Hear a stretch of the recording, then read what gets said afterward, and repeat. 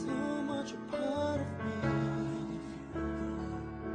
I never know what to do. How can I carry on my way? The memories.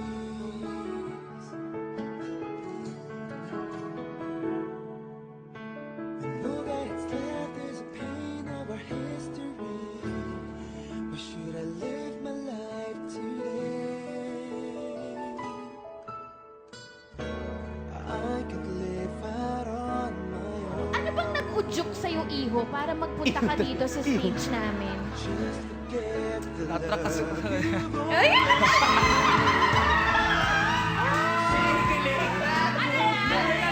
Bakit ka na? Malaman, ano ba talaga ang nag-udyok sa'yo magpunta dito? Galing pang Kusines. Baka magkaroon rin ng chance na makilala si Miss Pastillas. Ang lambing ng boys!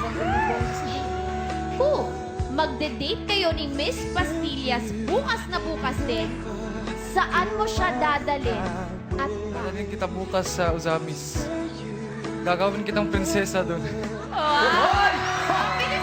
Halimbawang nagkatampuhan kayo ni Miss Pastillas, paano mo siya susuyo? Siyempre, approach ko muna siya. Humingi ng sorry. At saka haharanahin kita. First Christmas nyo together as a couple. Kumbaga, sinagot na, ha? Ano sa tingin mo ang magugustuhan regalo ni Miss Pastillas at Bigyan ko bakit? sana ng regalo na trip to Paris. Paris! Bakit? Bakit yan ang napili mo?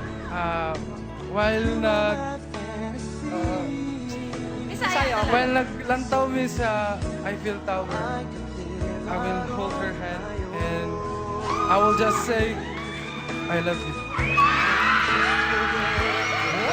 You've always shown to accept the fate of my condition. Please don't ever go, for I can't live my life alone.